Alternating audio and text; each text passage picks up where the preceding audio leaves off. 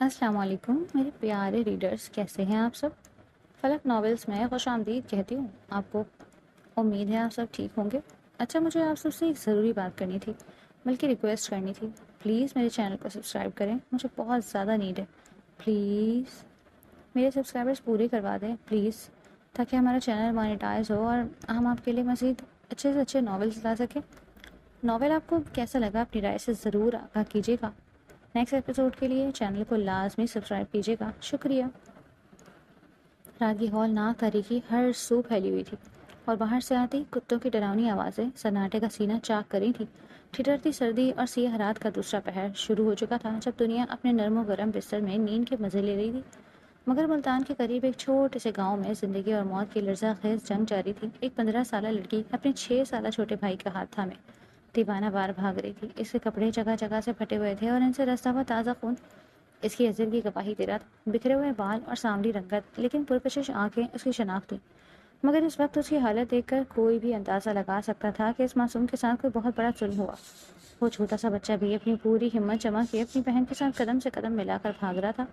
اچانک وہ لڑکی ایک گھنی جھاڑی کے قریب رکی۔ اس نے اپنے بھائی کا چہرہ اپنے زخمی لیکن ممتا بھرے ہاتھوں میں تھام لیا اور لرزتی آواز میں بولی، چاند، میرے پیارے بھائی، تو یہاں چھپ جا۔ وہ وڈیرے بہت ظالم ہیں، وہ مجھے ڈھونڈ لیں گے۔ جب وہ یہاں سے چلے جائیں تو کسی طرح غلام بخش چچا کے پاس چلا جانا، وہ تجھے نگہت خالہ کے گھر چھوڑ دیں گے۔ وہ رو رہی تھی اور ساتھ ساتھ اپنے بھائی کو سمجھا بھی رہی تھی، کیونکہ وہ جانتی تھی کہ وڈیرے اسے زندہ نہیں چھوڑیں گے، لیکن وہ اپنی جگر گوشہ کو اپنی آنکھوں کے سامنے مرتبہ نہیں دیکھ سکتی تھی۔ ابھی وہ اسے چھوڑ کر جانے ہی لگی تھی کہ ننھے چاند نے اس کا ہاتھ مضبوطی سے پکڑ لیا اور معصومیت سے بولا، بچوں، میں اکیلا نہیں جا رہا، آپ بھی میرے ساتھ چلو نا بچوں۔ اس 15 سالہ تارا نے سب سے اپنی آنکھیں بند کر لی۔ اس کی ایک آنکھ اندرونی چوٹ کی وجہ سے شدید زخمی تھی، جہاں سے آنسوؤں کے ساتھ خون بھی بہہ رہا تھا، اور پھر سے اپنے بھائی کے پاس بیٹھی اور بھرائی ہوئی آواز میں کہا، دیکھ چاند، اگر میں بچ گئی تو تیرے پاس ضرور آؤں گی، لیکن میں تیری جان خطرے میں نہیں ڈال سکتی۔ تو چلا جا، تو اپنی بہن سے پیار کرتا ہے نا، تو اپنی تارا کا چاند ہے، سب سے پیارا بھائی۔ چلا جا چاند، تجھے تیری تارا کا واسطہ، وہ لوگ تجھے مار دیں گے، چلا جا۔ تارا بھی اپنی بات پوری بھی نہ کر پائی تھی کہ وہ چھوٹا سا بچہ سسکیاں بھرتے ہوئے بولا، لیکن بچوں، چاند کے ساتھ ہی تو تارا رہتی ہے نا، تو پھر چاند اکیلا کیسے رہے گا؟ بچوں، آپ بھی ساتھ چلو نا۔ اس معصوم کے سوال نے تارا کے جگر کو چھلنی کر دیا، مگر پیچھے سے آتی گھوڑوں کی ٹاپوں کی آوازیں اسے بتا رہی تھی کہ وقت بہت کم ہے اور موت بہت قریب۔ تارا نے چاند کے لرزتے ہوئے ہاتھوں کو اپنے خون آلود ہاتھوں میں سختی سے بھینچ لیا۔ اس کی آنکھوں میں التجا بھی تھی اور ایک فیصلہ کن عزم بھی۔ وہ جانتی تھی کہ یہ جدائی اب ابدی ہونے والی ہے۔ اس نے کئی کٹی پٹی آواز میں اپنے بھائی کی آنکھوں میں آنکھیں ڈال کر کہا، چاند، تجھے میری قسم، تو یہاں سے بہت دور چلا جا، اب اٹھ، اور جیسے ہی ظالموں کا رخ میری طرف ہو تو بس بھاگ جانا، سمجھا؟ تو نے مڑ کر پیچھے نہیں دیکھنا میرے پیارے بھائی، بس بھاگتے جانا ہے۔ تارا بھی اپنے بھائی کو زندگی اور موت کے درمیان کا راستہ سمجھا ہی رہی تھی کہ اچانک خوش پتوں کے چرچرانے اور کسی بھاری قدموں کی چاپ سنائی دی۔ تارا کا دل دھک سے رہ گیا۔ وہ سمجھ گئی کہ شکاری بہت قریب پہنچ چکے۔ اس نے ایک لمحے کی تاخیر کیے بغیر چاند کو دھکا دے کر گھنی اور کالی جھاڑیوں کے پیچھے چھپا دیا اور خود ایک پتھر کی اور میں ہو گئی۔ ابھی تارا سنبھل بھی نہ پائی تھی کہ رات کے سناٹے کو چیرتی ہوئی ایک گولی کی گونجدار آواز آئی۔ تھا ایک لمحے کے لیے جیسے کائنات تھم گئی، پھر فضا میں ایک دردناک اور زوردار چیخ ابھری۔ وہ تارا کی چیخ تھی، وہ چیخ جس میں اپنی عفت سے آتے عفت کی حفاظت، بھائی کی محبت اور ظالموں کے خلاف احتجاج، سب کچھ شامل تھا۔ چاند، جو جھاڑیوں میں دبکا ہوا تھا، اس کا ننھا سا دل جیسے سینے سے باہر آنے لگا۔ وہ سمجھ گیا تھا کہ اس دنیا میں اس کا آخری سہارا اس کی بچوں اسے ہمیشہ کے لیے اکیلا چھوڑ کر جا چکی۔ اس کا جی چاہا کہ وہ باہر نکلے، اپنی بچوں سے لپٹ جائے اور ان ظالموں کو اپنے چھوٹے چھوٹے ہاتھوں سے مارے، لیکن اسے تارا کی آخری قسم یاد آ گئی۔ چاند کی آنکھوں سے آنسوؤں کا سیلاب رواں تھا، مگر اس نے اپنے منہ پر ہاتھ رکھ لیا تاکہ اس کی سسکی باہر نہ نکلے۔ وہ بھاگا، وہ اندھا دھند بھاگنے لگا۔ خاردار جھاڑیاں اس کے جسم کو نوچ رہی تھیں، پیروں سے خون بہہ رہا تھا، مگر وہ نہیں رکا۔ اسے تارا کی آواز سنائی دے رہی تھی، مڑ کر نہیں دیکھنا۔ وہ رو رہا تھا، سسک رہا تھا، اس کا سانس پھول رہا تھا، مگر اس نے اپنی بہن کی بات مان لی۔ اس نے مڑ کر پیچھے نہیں دیکھا کہ اس کی تارا کس حال میں تڑپ رہی ہوگی۔ وہ بس بھاگتا رہا، ان کالی پگڈنڈیوں پر، ان ویران کھیتوں میں جہاں ہر طرف موت کا رقص تھا، مگر اس کے سامنے زندگی کی وہ لکیر تھی جو تارا نے اپنے لہو سے کھینچی تھی۔ وہ بھاگتا گیا اور بس بھاگتا ہی چلا گیا، یہاں تک کہ وہ گاؤں، وہ چیخ اور وہ لہو رنگ رات بہت پیچھے 2 ہفتے پہلے۔ فجر کا سہانا وقت تھا اور ملتان کی فضا مزامات میں بس اس چھوٹے سے گاؤں کی فضا اللہ اکبر کی روح پرور صداؤں سے معمور ہو رہی تھی۔ ٹھنڈی ہوا کے لطیف جھونکے اور پرندوں کی چہچہاہٹ اس کچے مکان کے صحن میں رقص کر رہی تھی، جہاں حیدر بخاری کا مختصر سا کنبہ سکون پذیر تھا۔ یہ مٹی سے لپا ہوا ایک سادہ سا گھر تھا جس کی دیواریں شاید بوسیدہ تھیں مگر ان میں محبت اور اپنائیت کی خوشبو بسی تھی۔ گھر کے گوشے میں حیدر بخاری ساکت لیٹے ہوئے تھے۔ کچھ عرصہ قبل فالج کے حملے نے انہیں بستر پہ لگا دیا، جس کے بعد وہ زندگی کی دوڑ میں پیچھے رہ گئے۔ ان کی شریک حیات حلیمہ بی بی صبر و استقامت کا پیکر تھیں۔ شوہر کی بیماری کے بعد انہوں نے حالات کے سنگین بوجھ کو اپنے نحیف مگر مضبوط کندھوں پر اٹھا لیا۔ ان کے 2 بچے کائنات کا کل سرمایہ تھے، نین تارا 15 سالہ معصوم دوشیزہ، سانولی رنگت مگر بھوری آنکھیں ایسی جیسے ستاروں کی چمک ان میں اتار دی گئی ہو۔ وہ صرف صورت ہی نہیں، سیرت میں بھی ایک شہزادی تھی جس کے اخلاق نے گھر کے آنگن کو مہکا رکھا تھا۔ باران چاند 6 سال کا شرارتی اور لاڈلا بچہ، اس کی آنکھیں بھی اپنی بہن تارا جیسی تھی، روشن، اسی لیے سب اسے پیار سے چاند کہتے۔ تارا کے لیے اس کا یہ چھوٹا بھائی اس کی زندگی کا مرکز اور محور تھا۔ حلیمہ بیوی نماز فجر سے فارغ ہو کر اپنے بچوں کو بیدار کر رہی تھی۔ ان کی خواہش تھی کہ ان کے بچے بھی وقت کی پابندی اور اللہ کے حضور سربسج ہو کر دن کا بابرکت آغاز کریں، مگر آج کا سورج کچھ مختلف پیغام لایا تھا۔ گاؤں کے وڈیرے کے بڑے بیٹے کا نکاح تھا، جس کی وجہ سے حویلی میں مہمانوں کا تانا بانا بندھا ہوا تھا اور چہل پہل عروج پر تھی۔ کام کی زیادتی اور وقت کی کمی کے باعث حلیمہ بیوی نے بوجھل دل سے فیصلہ کیا کہ آج تارا کو اسکول سے رخصت دلوا کر اپنے ساتھ حویلی لے جائیں تاکہ کام میں کچھ سہولت ہو سکے۔ حلیمہ بیوی نے تارا کے سر پر ممتا بھرا ہاتھ رکھا اور دھیمی آواز میں کہا، تارا بیٹی اٹھو، آج حویلی میں مہمانوں کی آمد ہے اور کام بہت زیادہ۔ آج اسکول سے چھٹی کر لو اور میرے ساتھ چلو تاکہ ہاتھ بٹا سکو۔ ہم جلدی فارغ ہو کر آئیں گے تاکہ تمہارے ابا کی دیکھ بھال بھی کر سکے۔ تارا، جو علم کی پیاسی تھی اور جسے اسکول جانے کا بےحد شوق تھا، ایک لمحے کے لیے اداس ہوئی۔ اس کے خوابوں میں اسکول کی کتابیں لہرائیں مگر ماں کی تکن اور گھر کی مجبوری دیکھ کر اس نے فوراً اپنی خواہش کو برقرار رکھا اور قربان رکھ دیا۔ اس نے مسکرا کر سر جھکا دیا اور اپنے ننھے بھائی جان کو تیار کرنے لگی۔ وہ ابھی نیند کی وادیوں سے پوری طرح لوٹا بھی نہ تھا۔ حلیمہ بی بی اس حقیقت سے قطعی بے خبر تھی کہ جس حویلی میں وہ اپنی لخت جگر کو کام کاج سکھانے اور سہارے لینے کے لیے جا رہی ہیں، وہی حویلی ان کے ہنستے بستے گھرانے کی خوشیوں کو نگلنے والی ہے۔ وہ معصوم تارا، جو آج اپنے بھائی کا ہاتھ تھام کر اسکول کی دہلیز پر قدم رکھنے کے بجائے حویلی کی سمت جا رہی تھی، نہیں جانتی تھی کہ تقدیر کے پردے کے پیچھے کون سا طوفان اس کا منتظر ہے۔ کچن صحن میں مٹی کے چولہے سے اٹھتا ہوا دھواں فضا میں رقص کر رہا تھا۔ حلیمہ بی بی جلدی جلدی ناشتہ تیار کر رہی تھی کیونکہ آج حویلی میں کام کا بوجھ زیادہ تھا۔ وہیں پاس کھڑی تارا اپنے ننھے بھائی پران کے بکھرے بالوں میں بڑے پیار سے کنگھی کر رہی تھی۔ تارا نے شرارت اور محبت کے ملے جلے جذبات سے پران کے گال سہلائے اور اپنی ماں کی طرف دیکھ کر چہکتے ہوئے بولی، امی دیکھو تو صحیح، ہمارا چاند تو سچی میں آسمان کے چاند جیسا لگتا ہے، کتنا پیارا ہے میرا بھائی۔ یہ کہہ کر اس نے باران کو زور سے اپنے گلے لگایا۔ باران اس گھرانے کے لیے کسی معجزے سے کم نہ تھا۔ تارا کی پیدائش کے پورے 9 سال بعد بہت سی منتوں اور مرادوں کے بعد خدا نے حلیمہ اور حیدر کو یہ بیٹا عطا کیا، اس لیے وہ پورے گھر کا لاڈلا تھا۔ حلیمہ بی بی نے روتے بلکتے ہوئے ایک نظر اپنے دونوں بچوں پر ڈال دی، روٹی بیلتے ہوئے، اور ان کی آپس محبت دیکھ کر حلیمہ کا دل بھر آیا اور ان کے لبوں سے بے ساختہ دعا نکلی کہ یا اللہ، میرے ان پھولوں کی جوڑی کو ہمیشہ سلامت رکھنا اور ان کا پیار ایسے ہی قائم رہے۔ حلیمہ نے ایک تازہ گرم روٹی تارا کی طرف بڑھائی اور دھیمی آواز میں کہا، بیٹی یہ لے، جا کر پہلے اپنے ابا کو کھلا دے، پھر ہم بھی فارغ ہو کر نکلتے ہیں۔ تارا نے فوراً ماں کی بات مانی اور روٹی لے کر اس چھوٹے سے کمرے کی طرف چلی گئی جہاں اس کے باپ بے بسی کی تصویر بنے لیٹے تھے۔ وہ کمرہ اتنا مختصر تھا کہ وہاں 3 چارپائیاں بھی مشکل سے سماتی۔ باران کبھی اپنی ماں کے پاس ہوتا تو کبھی اپنی بجو تارا کی گود میں سر رکھ کر، کیونکہ وہی اس کی چھوٹی ماں بھی تھی۔ تارا جب اپنے باپ کو کھانا کھلا کر واپس آئی تو حلیمہ نے باران کو اپنی گود میں بٹھایا اور اسے اپنے ہاتھ سے لقمے توڑ توڑ کر کھلانے لگی۔ یہی ان کی کل کائنات تھی، چھوٹا سا گھر، تھوڑی سی ضرورتیں اور ڈھیروں محبت۔ ناشتے سے فارغ ہوتے ہی گھر کے روزمرہ کے کام شروع ہو گئے۔ حلیمہ بی بی نے نلکے پر جا کر برتن دھونا شروع کیے، جبکہ تارا نے پھرتی سے ہاتھ میں جھاڑو تھاما اور پورے کچن صحن کو صاف کر دیا۔ جب گھر چمک اٹھا تو حلیمہ نے اپنی چادر سر پر درست کی اور تارا کا ہاتھ پکڑ باران بھی اپنے بچوں کا پلو تھامے ان کے ساتھ ہو لیا۔ انہیں کیا معلوم تھا کہ اس چھوٹے سے گھر سے نکلتے ہوئے یہ قدم انہیں خوشیوں سے دور ایک ایسی تاریخ راہ پر لے جائے گا جہاں سے واپسی ممکن نہ ہوگی۔ وہ تینوں ہنستے مسکراتے حویلی کی طرف چل دیے۔ حویلی کا منظر اب پوری طرح بدل چکا تھا۔ جیسے ہی حلیمہ، تارا اور باران حویلی کے بھاری بھر کر ماہینی گھیٹ سے اندر آئے، شور و غل اور گہما گہمی کے ایک طوفان نے ان کا استقبال کیا۔ یہ حویلی کسی قلعے سے کم نہ تھی جہاں چراغاں جشن کا سما تھا۔ گاؤں میں وڈیرے کوئی ذات نہیں ہوتی، بلکہ جس کے پاس زمین، دولت اور سرپنچی آ جائے وہ خود بخود وڈیرا بن جاتا ہے۔ شمس وڈیرے کا معاملہ بھی کچھ ایسا ہی تھا۔ وہ برسوں دیار غیر میں مقیم رہا، وہاں کی تہذیب میں رنگا رہا، لیکن اپنے باپ کی آخری وصیت کے آگے مجبور ہو گیا۔ اسے نہ صرف گاؤں واپس آنا پڑا بلکہ اپنی محبت اور پہلی بیوی صبا کی موجودگی میں اپنے باپ کی بھتیجی ریما سے دوسری شادی بھی کرنی پڑی۔ شمس ایک سلجھا انسان تھا جس نے دونوں بیویوں کے درمیان توازن رکھنے کی کوشش کی، مگر حویلی کی سیاست ہمیشہ سے پیچیدہ رہی۔ شمس شیروانی کا خاندان حویلی کے اس جشن میں मरकज़ निकाह शम्स का पूरा ख़ानदान था। पहली बीवी सबा, इनके 2 बच्चे थे। ज़रून जिसकी शादी थी। ज़रून वजाहत और वक़ार का दूसरा नाम है। तवील कामत और मर्दाना रूप के साथ साथ उसकी गहरी नीली आंखें किसी को भी अपने शहर में जकड़ लेती। कोई संजीदा मिजाज, वफादार और रूपदार शख्सियत का मालिक जिसे देख कर शहजादों का गुमान होता। और अरूहा 12 साल लाडली बहन जो दोनों भाइयों की जान थी। अरूहा हवेली की सबसे क्यूट और मासूम बच्ची थी। अपनी भोली भाली बातों और नीली आंखों के साथ वो पूरे घर के आँख का तारा था। उसकी मौजूदगी घर में रौनक और मुस्कुराहटें बिखेर देती। दूसरी बीवी रीमा, इनका एक ही बेटा था, अफ़ान। अफ़ान खूबसूरती की इंतहा है। गोरा चिट्टा रंग, तीखे नक्श और समंदर जैसी नीली आंखें।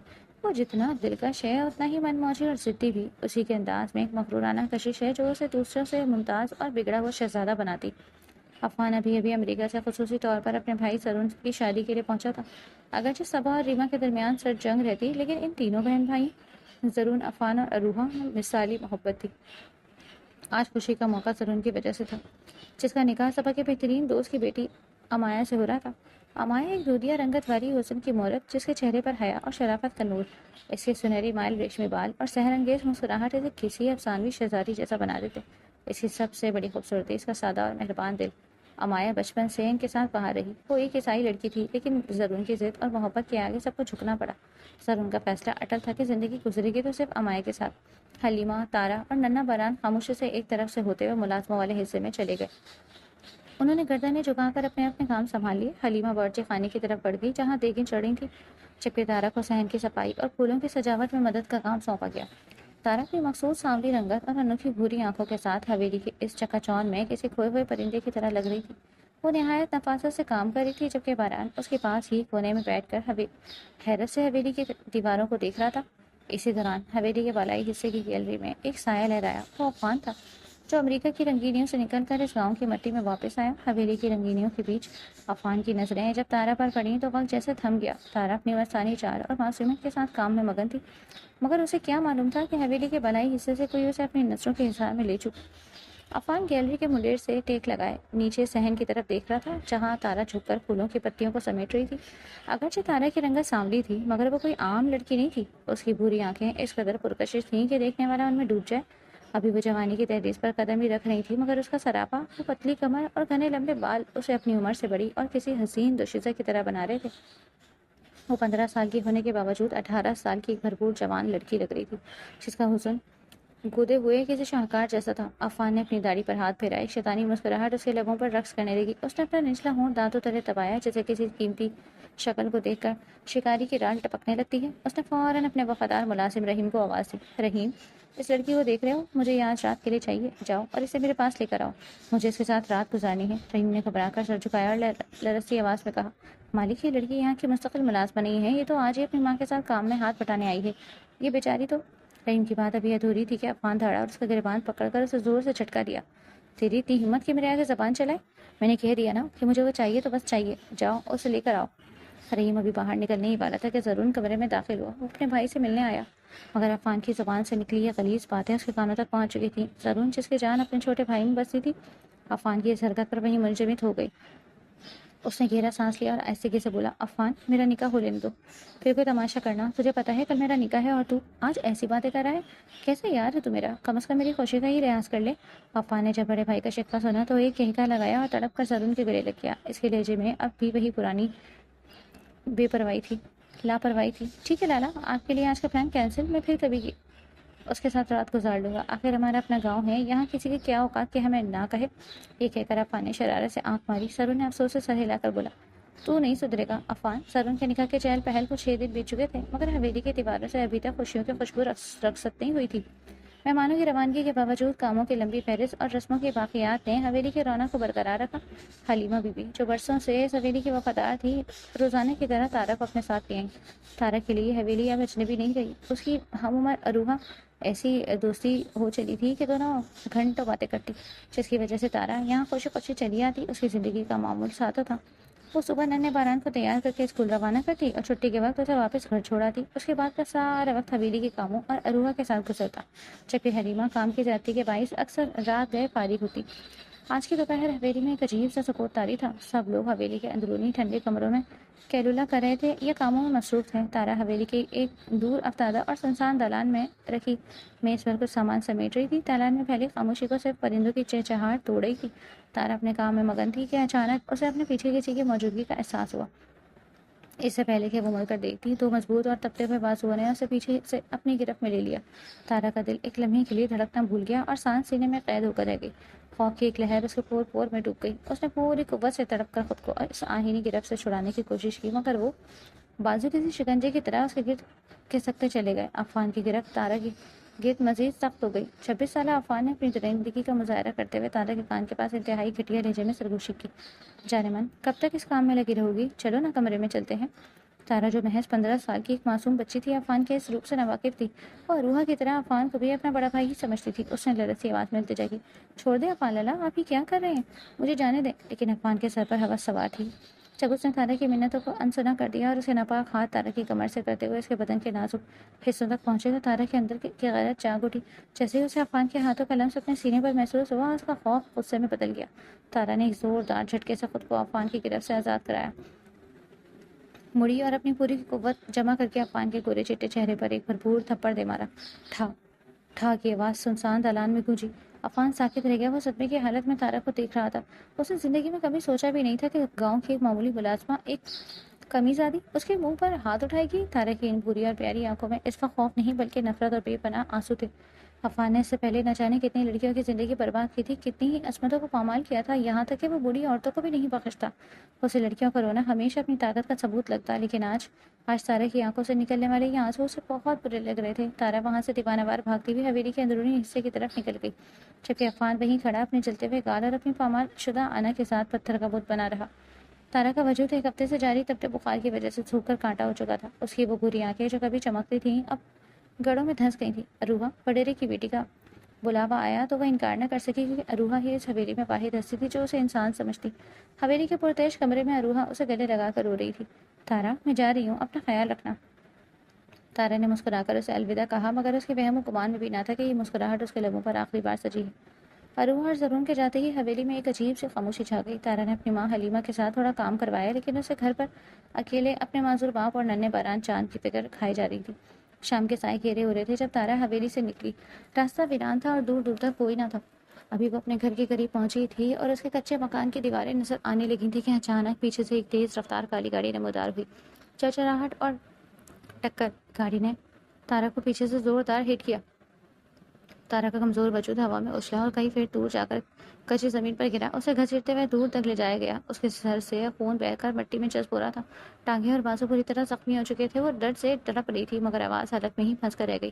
گاڑی کا دروازہ کھلا اور عفان باہر نکلا۔ اس کے چہرے پر کوئی پچھتاوا نہیں تھا، بلکہ ایک وحشیانہ فاتحانہ مسکراہٹ تھی۔ اس نے تارا کا لہو لہان ہاتھ پکڑا اور اسے زبردستی گاڑی کی پچھلی سیٹ پر ڈالنے لگا۔ تارا نیم بے ہوشی میں بھی مزاحمت کی کوشش کر رہی تھی، مگر ناکاہت نے اسے مفلوج کر دیا۔ اسی دوران حلیمہ، جس کا دل کسی انجانے خوف سے دھڑک رہا تھا، وہاں پہنچ گئی۔ اپنی بیٹی کو لہو لہان اور عفان کے ہاتھوں میں دیکھ کر اس کے پیروں تلے سے زمین نکل گئی۔ وہ پاگلوں کی طرح بھاگی اور عفان کے قدموں میں گر گئی۔ چھوٹے مالک، خدا کے لیے رحم کریں، میری بیٹی کو چھوڑ دیں، یہ مر جائے گی مالک، اسے اسپتال لے جانے دیں، خدا کا واسطہ ہے آپ کو۔ عفان کے ساتھ اس کا دوست میر بھی گاڑی سے اترا۔ میر کی نظریں جب حلیمہ پر پڑی تو اس کی آنکھوں میں ہوس کی نئی لہر دوڑ گئی۔ حلیمہ کی شادی سے 14 سال کی عمر میں ہوئی تھی اور اب 29 سال کی عمر میں بھی وہ کسی ماں کے بجائے تارا کی بڑی بہن لگتی تھی۔ بھاگتے ہوئے اور تارا کو بچانے کی تگ میں اس کا دوپٹہ کہیں پیچھے گر چکا تھا اور وہ اپنی جوانی اور خوبصورتی کے ساتھ ان درندوں کے سامنے بالکل نہیں تھی۔ میر نے عفان کو آنکھ ماری شرمناک لہجے میں بولا، یار عفان، بیٹی کو چھوڑ، ذرا ماں کو تو دیکھ، کیا چیز ہے یہ؟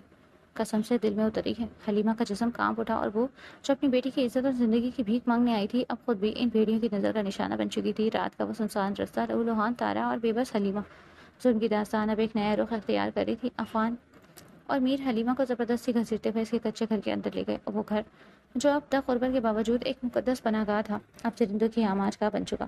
تارا، جو گاڑی کی ٹکر اور شدید چوٹوں کی وجہ سے نیم بے ہوش ہوئی تھی، جب ہوش میں آئی تو اس کا سر چکرا رہا تھا اور جسم کا جوڑ جوڑ ٹوٹ رہا تھا۔ وہ ہانپتی ہوئی اٹھی اور دیوار کا سہارا لے کر صحن کے کونے میں لگے طرف اور نلکے کے پیچھے چھپ گئی۔ اس کے کانوں میں کمرے کے اندر سے ان درندوں کی کہکہے خنجر کی طرح اتر رہے تھے۔ تھوڑی دیر بعد کمرے کا کواڑ کھلا۔ تارا نے طرف کی اور سے دیکھا کہ عفان اور میر باہر نکل رہے تھے۔ میر اطمینان سے اپنی قمیض کے بٹن بند کر رہا تھا۔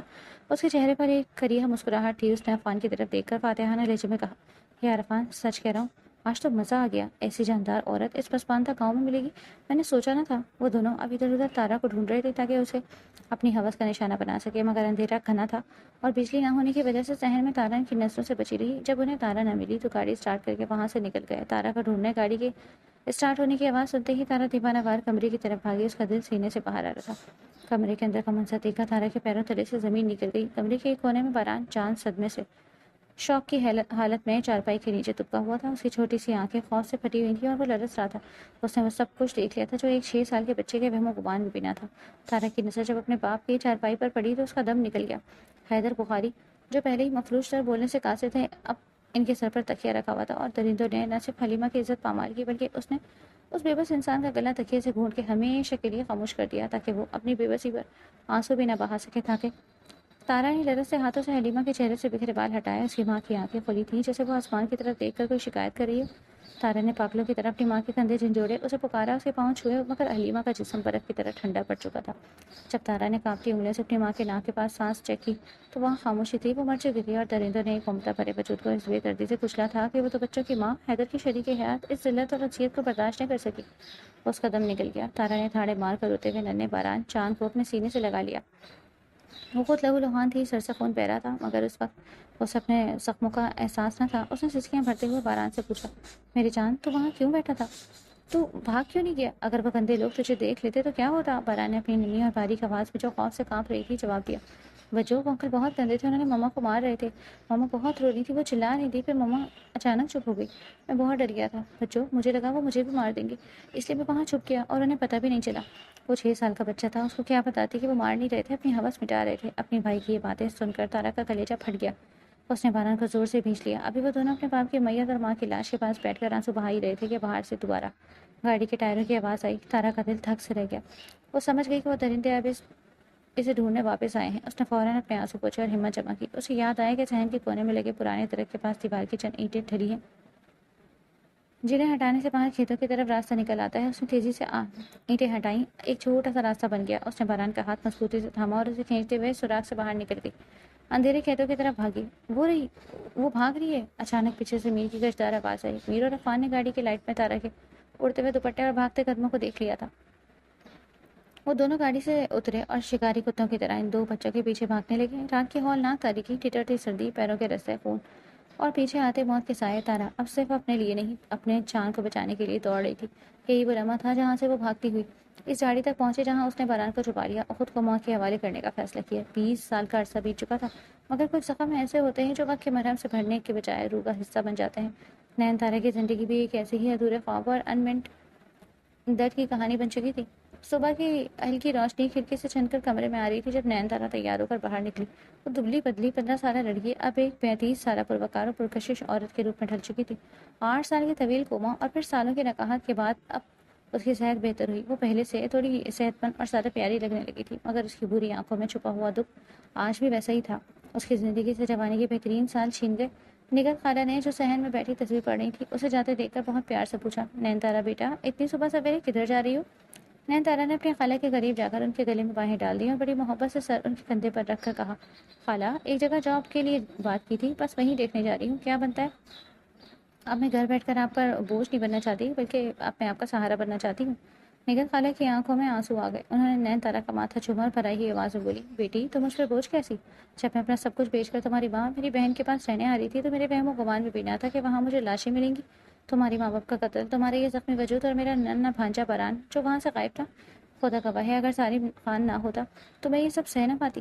سالم خان کے نام پر تارا کے دل کو کچھ ہوا۔ جب بھی نین تارا کے کانوں میں سالم کا نام گونجتا اس کے دل میں ایک عجیب سی ہلچل مچ جاتی۔ سالم اب ایک 37 سالہ وجیہ اور بھرپور شخصیت کا مالک تھا، جس کی زندگی اپنی بیٹی 17 سال اور بیٹے 15 سالہ کے گرد گھومتی۔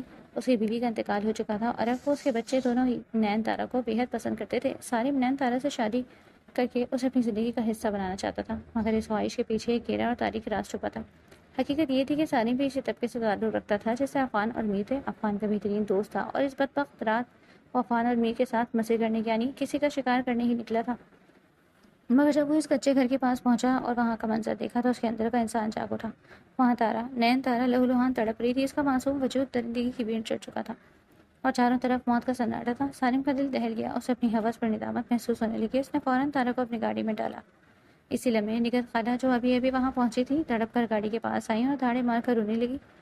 میری تارا، میری بچی، کیا ہو گیا؟ اسے کہاں لے جا رہے ہو؟ سالم نے ہمت دکھائی اور ان دونوں کو لے کر اسپتال بھاگا۔ یہی وہ رات تھی جب سالم نے تارا کی جان بچا کر اپنے گناہوں کا کفارہ ادا کرنے کا فیصلہ کیا۔ سالم خان وہ فرشتہ صرف انسان تھا جس نے اس کالی رات میں نین تارا کو ان درندوں کے چنگل سے نکالا۔ اس نے نہ صرف اسے پناہ دی بلکہ 8 سال تک اسے بہترین اسپتالوں میں علاج کروایا۔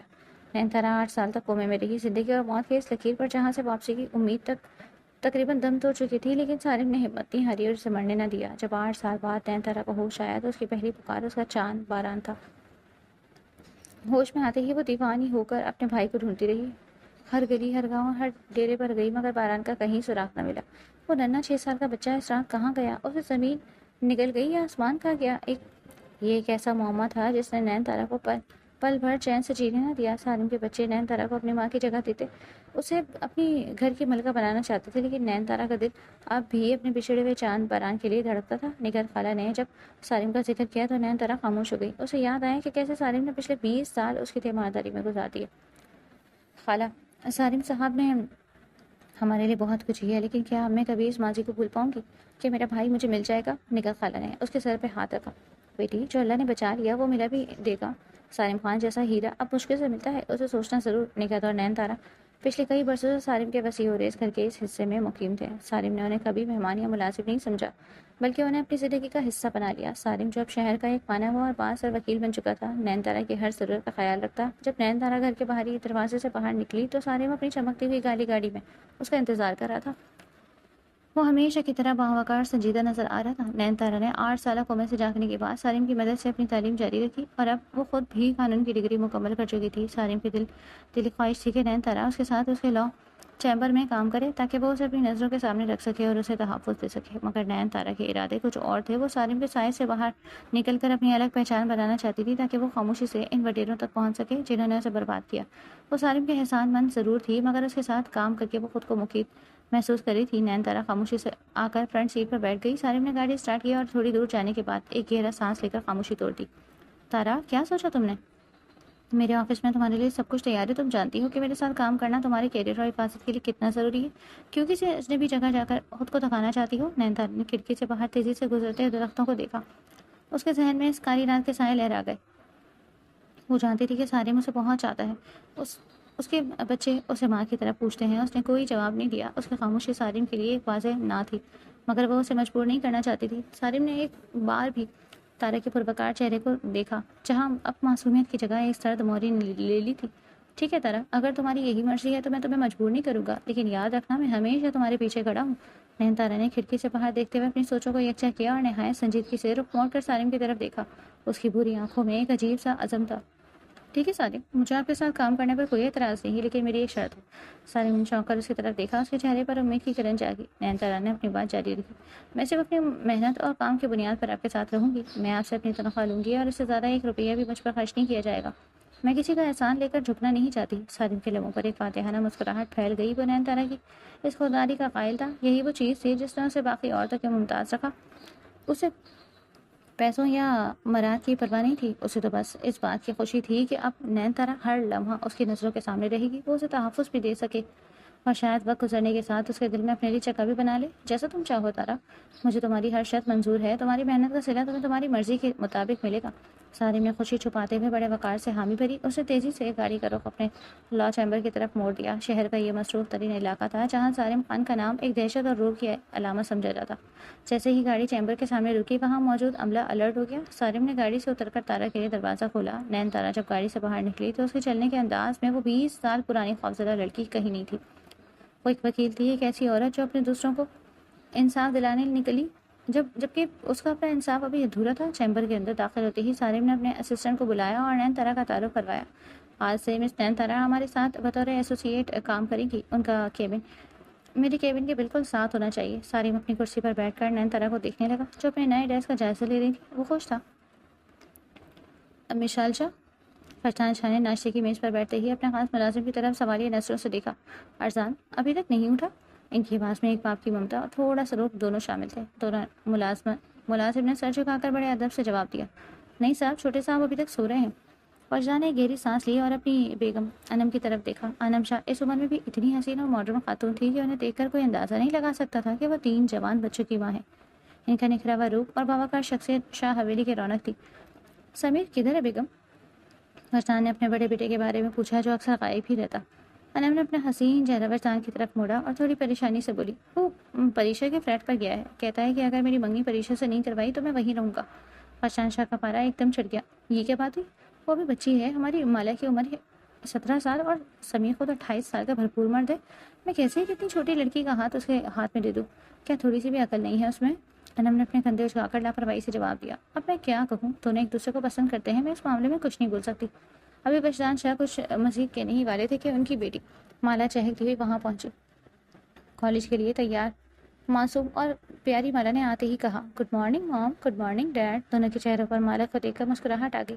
گڈ مارننگ میری جان, دونوں نے ایک ساتھ کہا. مالا جلدی جلدی اپنا ناشتہ ختم کرنے لگی کیونکہ اسے کالج کے لیے دیر ہو رہی تھی. جب وہ جانے کے لیے اٹھی تو فرزان نے پیچھے سے آواز دی, رک جاؤ بیٹا, ارزان چھوڑ آئے گا تمہیں. مالا نے ہنستے ہوئے پلٹ کر دیکھا اور بڑے پیار سے بولی, نہیں ڈیڈ, اگر میں بھائی کو جگانے بیٹھی تو آج میری کالج سے چھٹی ہو جائے گی. اللہ حافظ ڈیڈ, بائے مام. انم نے محبت سے بیٹی کو دیکھا اور کہا, اللہ حافظ میرا بچہ. شاہ حویلی کی رونقیں اب انم اور ان کے لاڈلے بیٹے ارزان کے گرد گھوم رہی تھیں. فرزان شاہ اپنے ہسپتال اور ڈیوٹی کے لیے نکل چکے تھے اور حویلی میں ملازم صفائی ستھرائی میں مصروف تھے. جب ارزان, جو کہ گھر کا سب سے چھوٹا اور لاڈلا شہزادہ تھا, اپنی لمبی نیند سے بیدار ہو کر لاؤنج میں آیا. ارزان نے ڈھال قدموں سے چلتا ہوا اپنی ماں کے پاس آیا اور بغیر کچھ کہے انم کی گود میں سر رکھ کر لیٹ گیا. اس کی بھوری آنکھیں ابھی بھی نیند سے بوجھل تھی. گڈ مارننگ مام, اس نے مدھم آواز میں کہا. انم نے مسکراتے ہوئے اپنے لاڈلے کے ماتھے سے بال ہٹائے اور گھڑی کی طرف دیکھ کر بولی, 4 بجے کون سی مارننگ ہوتی ہے میری جان؟ ارزان کے لبوں پر ایک ہلکی سی شرارتی مسکراہٹ آئی. میری صبح تو اب ہوئی ہے نا مام. انم بس ہنس دی اور اس کے سر میں انگلیاں چلانے لگی. ارزان بچپن سے ہی انم کا سب سے پسندیدہ بچہ رہا. شاید اس کی معصومیت اور لاڈ پیار کی وجہ سے وہ اسے اپنے باقی بچوں سے زیادہ عزیز رکھتی. فرزان شاہ شہر کے ایک مانے ہوئے اور انتہائی قابل سرجن ڈاکٹر تھے. انہوں نے اپنی کزن اور کالج کی محبت انم شاہ سے شادی کی تھی جو خود بھی ایک ڈاکٹر تھی. ان کی زندگی اپنے 3 بچوں کے گرد گھومتی. سمیر شاہ 28 سال, بڑا بیٹا جو پولیس میں SHO ہے. وجیہہ تیکھے نقش, گوری آنکھیں اور گوری رنگت. وہ ایک ایسا بھرپور مرد جسے کوئی ایک بار دیکھے تو دیکھتا ہی رہ جائے. وہ پریشا کی محبت میں گرفتار, اس کے لیے کسی بھی حد تک جانے کو تیار. ارزان شاہ 26 سال, چھوٹا بیٹا اور گھر کا اصل شہزادہ. اسے پڑھائی سے کبھی رغبت نہیں رہی مگر والدین کی خوشی کے لیے ڈاکٹری کی ڈگری مکمل کر لی. حالانکہ اسپتال جانے کا اس کا کوئی ارادہ نہ تھا. بری آنکھوں والا یہ گورا چٹا شہزادہ ایک نمبر کا پلے بوائے. اسے دن میں 2-3 بار تو سچا پیار ہو جاتا اور اس کی زندگی عیش و عشرت میں گزر رہی تھی. ملائکہ اور مالا 17 سال, سب سے چھوٹی اور دونوں بھائی کی جان. اس کی آنکھیں اپنی ماں کی طرح خوبصورت اور سبز تھیں. وہ ایک پیاری اور الرٹ سی لڑکی تھی جس کے دم سے گھر میں ہنسی اور خوشی رہتی. انم کے لیے تینوں بچے اس کی کائنات ہے مگر ارزان کے لیے اس کے دل میں ایک الگ ہی گوشہ جو اس دنیا کی ہر مشکل سے بچا کر رکھنا چاہتی ہے. سمیر اور پریشا کی زندگی کے اس پہلو میں جہاں ایک طرف جذبات کی شدت ہے وہیں دوسری طرف سماجی اور اخلاقی حدود کی پامالی بھی صاف نظر آ رہی تھی. قانون کا محافظ ہونے کے باوجود سمیر اپنی نجی زندگی میں ایک ایسے راستے پر چل رہا ہے جو معاشرتی نظر میں ناجائز ہے. سمیر پریشا کے فلیٹ کے کمرے میں نکل کر اپنی یونیفارم پریس کر رہا تھا. اسے پولیس اسٹیشن کے لیے نکلنا تھا, اسی لیے اس نے ایک اضافی یونیفارم فلیٹ پر بھی رکھی ہوئی تھی. پریشا ابھی کمرے میں ہی نیم بے ہوش اور تھکن کی حالت میں لیٹی ہوئی تھی. جب سمیر تیار ہو کر کمرے میں واپس آیا تو اس نے سوئی ہی پریشا کے ماتھے پر اپنے لب رکھے اور محبت بھرے لہجے میں بولا, اوکے میری جان, میں اب نکلتا ہوں. تمہارے لیے ناشتہ آرڈر کر دیا ہے, فریش ہو جاؤ اور کچھ کپڑے پہن لو تاکہ ناشتہ ریسیو کر سکو. پریشا جو رات بھر کی غربت اور تھکن کی وجہ سے ابھی 1 گھنٹہ پہلے ہی سوئی تھی, نیند کے غلبے میں بوجھل آواز میں بولی, ٹھیک ہے جان, رات کو جلدی آنا. سمیر نے آنے کی حامی بھری اور کمرے سے نکل گیا. سمیر اور پریشا کی شادی نہیں ہوئی تھی لیکن وہ دونوں میاں بیوی کی طرح ایک ساتھ رہتے. ان کے درمیان سے شرم و حیا کا پردہ ہٹ چکا تھا. اب تو حال یہ تھا کہ پریشا کو سمیر کے بغیر نیند تک نہیں آتی. وہ لڑکا سمیر جو SHO ہے اور لوگوں کو انصاف دلاتا, آج خود ایک ناجائز رشتے میں قید ہو کر رہ گیا تھا. نکاح کا ارادہ ابھی نہ تو پریشا کا تھا اور نہ ہی سمیر کا. وہ بس اسی آزادانہ طرز زندگی کے عادی ہو چکے تھے. دوسری طرف شاہ حویلی میں ارزان اپنی ماں کی گود سے اٹھ کر اب تیار ہونے جا رہا تھا. اسے خبر نہیں تھی کہ اس کا بڑا بھائی کس طرح سے زندگی گزارا ہے, کیونکہ سب کی نظر میں سمیر ایک فرض شناس پولیس آفیسر تھا. مشال شاہ حویلی کی فضا روشنیوں سے اور موسیقی سے مہک رہی تھی. فرزان شاہ اور انم شاہ کی شادی کی سالگرہ اینیورسری کی تقریب تھی. جہاں تمام رشتہ دار، دوست احباب اور شہر کے معروف شخصیات جمع تھیں۔ حویلی کے وسیع لان میں مہمانوں کا ہجوم تھا، جہاں ارزان اپنے بڑے بھائی سمیر کے پاس کھڑا تھا اور اپنی مخصوص عادات کے مطابق محفل کا جائزہ لے رہا تھا۔ اچانک اس کی نظر ایک ایسی لڑکی پر پڑی جو پوری پارٹی میں اپنی خوبصورتی کی وجہ سے نمایاں تھی۔ ارزان نے سمیر کی طرف جھک کر کہا، بھائی، زباب آپ کی طرف ہی دیکھ رہی ہے۔ زباب سالم خان وکیل کی بیٹی تھی اور سالم وجدان کی گہری دوستی کی وجہ سے آج وہ اپنی فیملی کے ساتھ یہاں موجود تھی۔ زباب اور مالا وجدان کی بیٹی بھی ہم عمر ہونے کی وجہ سے بہترین سہیلیاں تھیں اور ایک ساتھ پڑھتی۔ زحاب واقعی ایک حسین اور معصوم سی لڑکی تھی۔ اس کی لمبے سنہری بال، بھرا بھرا سراپا اور بڑی بڑی سنہری بھوری آنکھوں پر ہر ایک کو اپنی طرف متوجہ کر لیتی۔ آج وہ سفید فراک میں ملبوس تھی اور اس کا حسن ہر نظر کو اپنی طرف کھینچ رہا تھا۔ محفل میں ہر کوئی پوچھ رہا تھا کہ یہ لڑکی کون ہے۔ مالا بھی پیاری تھی، لیکن زحاب کے سحر انگیز حسن کے سامنے وہ تھوڑی پھیکی لگ رہی تھی۔ سمیر نے ہاتھ میں ڈرنک پکڑے ہوئے ایک سرسری نظر زحاب پر ڈالی، لیکن وہ فوراً ہی اپنی نظریں پھیر گیا، کیونکہ اس کے دل و دماغ پر تو پریشاں چھائی ہوئی تھی۔ ادھر زباب نے موقع پا کر مالا کے کان میں سرگوشی کی، یار مالا، تو اپنے بھائی سے بات کرنا، آئی لائک ہم۔ مالا جو زحاب کے ساتھ کھڑی تھی وہ اپنی جگہ پیاری ضرور تھی، لیکن آج زباب کے سنہری بالوں اور بڑی بڑی بری آنکھوں نے غضب ڈھایا ہوا تھا۔ ہر دیکھنے والا زباب کے بارے میں پوچھا تھا، مگر زباب کی ساری توجہ ارزان پر مرکوز تھی۔ اسے ارزان کی وہ ادائیں پسند تھی جو وہ دوسری لڑکیوں کو دکھاتا۔ وہ چاہتی تھی کہ ارزان کی نظر صرف اس پر ٹھہرے۔ ارزان کو جب اپنے جسم پر کسی کی نظروں کی تپش محسوس ہوئی تو اس نے ایک بار پھر سمیر کو کوہنی ماری، بھائی، میں کہہ رہا ہوں کہ وہ آپ کو دیکھ رہی ہے، شاید وہ آپ کے روپ سے متاثر۔ ارزان ابھی تک اس حقیقت سے باہر بے خبر تھا کہ وہ لڑکی جس کے لیے پوری پارٹی پاگل ہو رہی ہے وہ خود ارزان کے عشق میں گرفتار ہو چکی۔ سمیر جو پریشا کے خیالات میں گم تھا، اسے ان باتوں سے کوئی دلچسپی نہیں تھی، لیکن زباب نے تہیہ کر لیا تھا کہ آج وہ ارزان کی توجہ حاصل کر کے ہی رہے گا۔ مالا اور زباب ابھی ارزان کے بارے میں باتیں کر ہی رہے تھے۔ مالا نے زباب کا ہاتھ دبا کر اسے تسلی دی اور شرارت سے بولی، تم ٹینشن نہ لو زباب، میں تمہیں ہی اپنی بھابھی بناؤں گی، بس دیکھتی جاؤ۔ ابھی وہ دونوں ہنسی رہی تھی کہ وجدان شاہ، انم اور سالم خان ان کے پاس آ کر کھڑے ہو گئے۔ انم شاہ سیاہ رنگ کی ساڑی، بلیک ساڑی میں غضب ڈھاری تھی، ان کی دھوریاں رنگ پر سیاہ رنگ بہت جچ رہا تھا اور وہ اپنی عمر سے کہیں چھوٹی نظر آ رہی تھی۔ انم نے آگے بڑھ کر زباب کے گلے سے لگایا اور زباب شروع تھی انم کو بہت پسند تھی اور وہ اسے اپنی بیٹیوں کی طرح چاہتی تھی۔ انم نے بڑے پیار سے زباب کے گال تھپ تھپائے اور بولی، آؤ میری کیوٹو بھی آئی ہے، ویلکم ٹو پارٹی میری جان۔ زباب بھی ٹپاک سے انم کے گلے لگ گئی اور اپنی پیاری سی مسکراہٹ بکھیرتے ہوئے بولی، تھینک یو آنٹی، آج آپ بہت پیاری لگ رہی ہیں۔ زباب کو بھی انم سے بہت لگاؤ تھا، شاید اس لیے بھی کہ وہ اسے اپنی ہونے والی ساس کے روپ میں دیکھتی تھی۔ وجدان شاہ نے بھی مسکرا کر زباب کی دعائیں دی اور پھر سالم کے بیٹے الیان کو آواز دی۔ الیان زباب سے چھوٹا تھا، لیکن قد کاٹ اور شخصیت میں وہ اپنی عمر سے بڑا لگتا۔ الیان بھی اپنے والد اور بہن کے ساتھ اس محفل کی رونق بنا ہوا تھا۔ بڑوں سے ملنے کے بعد الیان سیدھا سمیر اور ارزان کی طرف بڑھ گیا۔ سمیر اور ارزان دونوں ہی الیان سے بہت محبت سے پیش آتے اور اسے اپنا چھوٹا بھائی ہی مانتے تھے۔ ارزان نے الیان کو دیکھتے ہی اس کے کندھے پر ہاتھ رکھا، اوئے ہیرو، آج تو تم بھی پورے ٹپ ٹاپ ہو کر آئے ہو۔ الیان نے ہنس کر جواب دیا اور ان دونوں کی کمپنی میں مگن ہو گیا۔ وہ ہمیشہ سے ان دونوں بھائیوں کو اپنا آئیڈیل مانتا تھا اور ان کے ساتھ وقت گزارنا بہت انجوائے کرتا۔ یوں لگ رہا تھا جیسے دو خاندان نہیں بلکہ ایک ہی خاندان کے افراد اکٹھے خوشیاں منا رہے ہوں۔ سالم حویلی کے چکا چوند میں کھڑا تو ضرور تھا، مگر اس کا دل بار بار اپنے گھر کی سمت جا رہا تھا۔ اس نے نین تارا کو بہت مائل کیا، بہت زور دیا تھا کہ وہ آج اس کے ساتھ چلے، لیکن تارا نے صاف انکار کر دیا تھا اور آج اس کی طبیعت کچھ ناساز تھی۔ سر میں بھاری پن تھا جس کی وجہ سے اس نے گھر پر رکنے کا ترجیح دی۔ سالم کا چھوٹا بیٹا الیان بھی تارا کے بغیر آنے پر اداس تھا۔ اس نے بھی بہت ضد کی تھی، مما آپ پلیز ہمارے ساتھ چلیں، آپ کے بغیر مزہ نہیں آئے گا۔